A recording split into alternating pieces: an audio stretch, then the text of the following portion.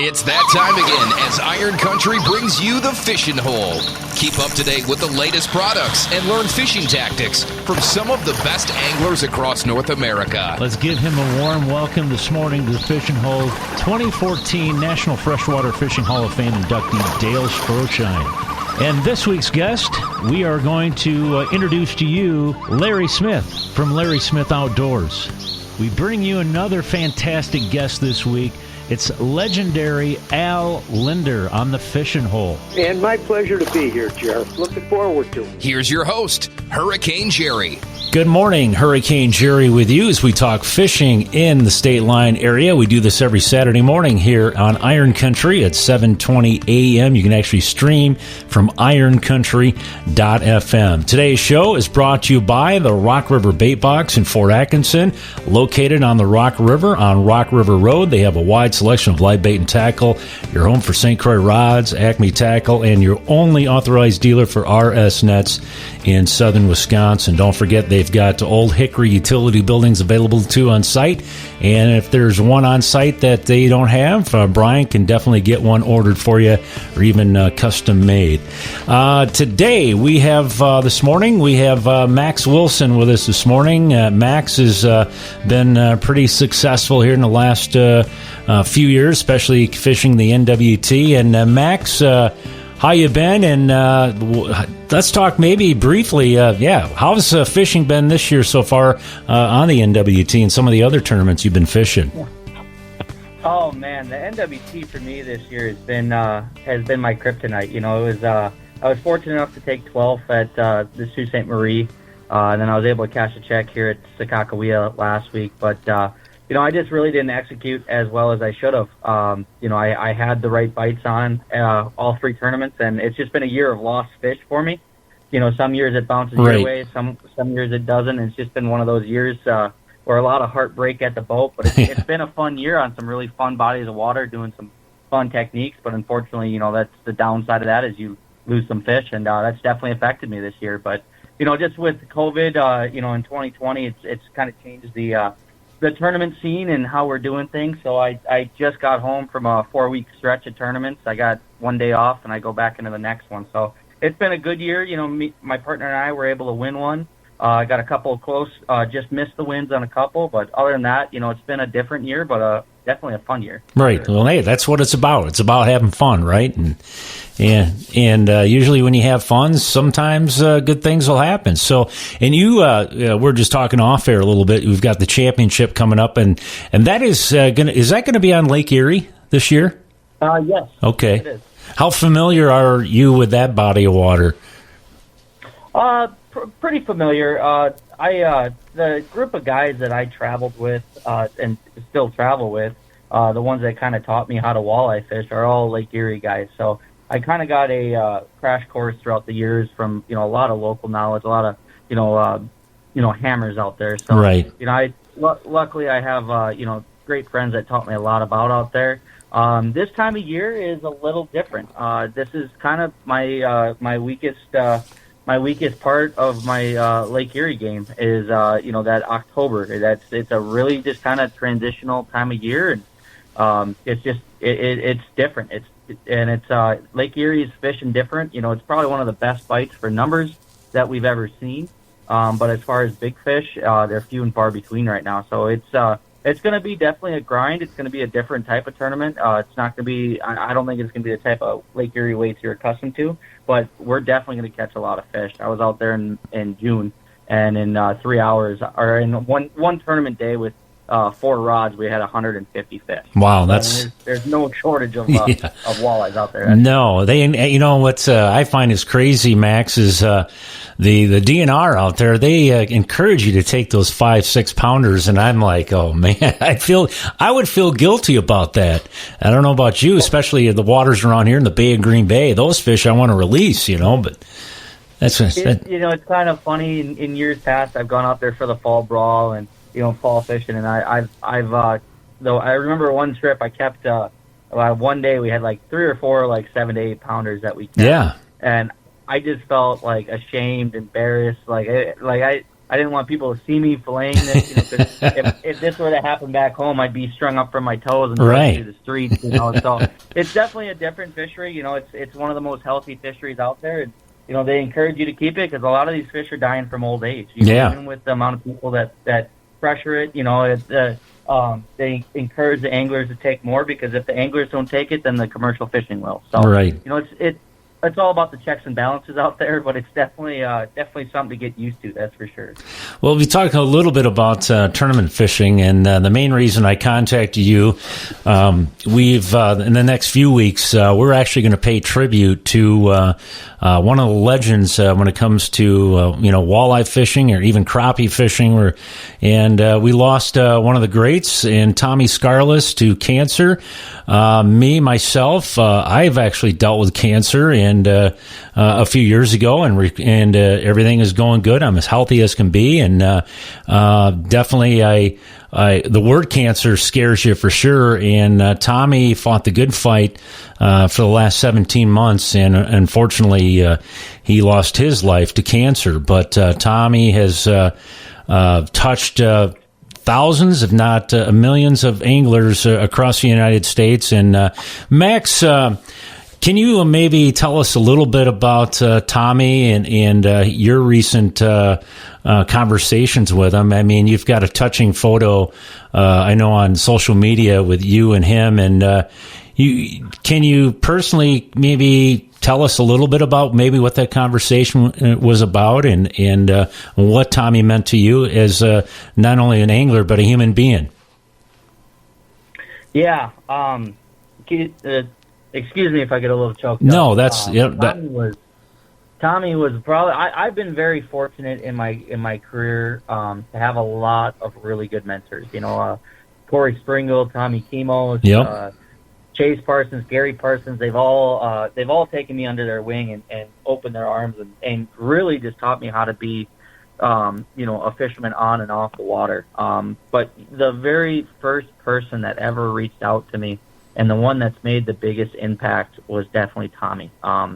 Tommy came up to me I'll never forget the very first time I met Tommy, and it was in Lake Sakakawea back in 2017. It was my first year touring on the National Walleye Tour, and I was all the way out in western North Dakota by myself. I didn't have a team. I didn't have a co-angler. It was just me going out there, and I'm in this bait shop, overwhelmed, and that's when Flat Brim Nation first was in its in its infancy. And when it first started, I got a lot of hate for it, and that's what Flat Brim Nation started from was the amount of hatred that I got for wearing a simple hat. Right. And a lot of the pros didn't really take me serious. And a lot of them weren't all that kind. And Tommy came up to me, tracked me down in the bait shop, and I had no idea he even knew who I was. And he came up to me and he said, "I'm really proud of what you've done." He goes, "I really, really like that Flat Brim Nation." He goes, "I love what it stands for." And he goes, I like who you are as a person. I like who you are as an angler. I said, if you ever need anything, I'm always there. And that to me was just like, that's like Aaron Rodgers coming up to a Pee-wee quarterback and saying, "Yeah, nice Spiro." Absolutely. So, I know what you mean. If Tommy Skarlis were here today and he came up to me and, hey, I love what you do, and I'd be like, wow, how flattering was that? I mean, that's got to be a great feeling. It was, and it really kind of gave me the confidence. And from there, one of my favorite Tommy stories is, everyone has their Tommy story, and after that year at the championship, I was fortunate enough to be sitting in 10th place after day one inside the cut, and they put me on the front cover of the local magazine, and I was holding up a couple 9-pounders, and he called me, and I hadn't talked to him much, because I was still a little intimidated. Oh, he's a great Tommy, he's probably got a million people messaging him. I just kind of, was like, okay, I'm trying to just do it, not lean on other people too much, And Tommy called me after day one, and he goes, I want you to come meet me at they were staying at a cabin. He goes, I want you to meet me at my cabin. I got something for you.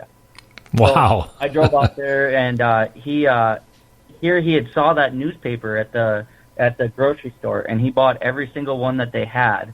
And he had those newspapers for me, and he said, "Now," he goes, "I got this so you can give it to your mom." He goes, "That's the most important thing. Mama needs that, and that's super cool." He goes, "That's awesome." And the funny thing was, Tommy was the most competitive person you'll ever meet, and he was fishing right next to me, and he goes, he hands me that. He goes, "Now, how'd you catch him?" And he started worked me for info, and I of course gave in because it's great Tommy Skarlis, and him and I were that was his first year back after his neck injury, and after that it really just blossomed into this awesome, unbelievable friendship. I wouldn't just call him about fishing. Him and I would talk about just life in general, and faith.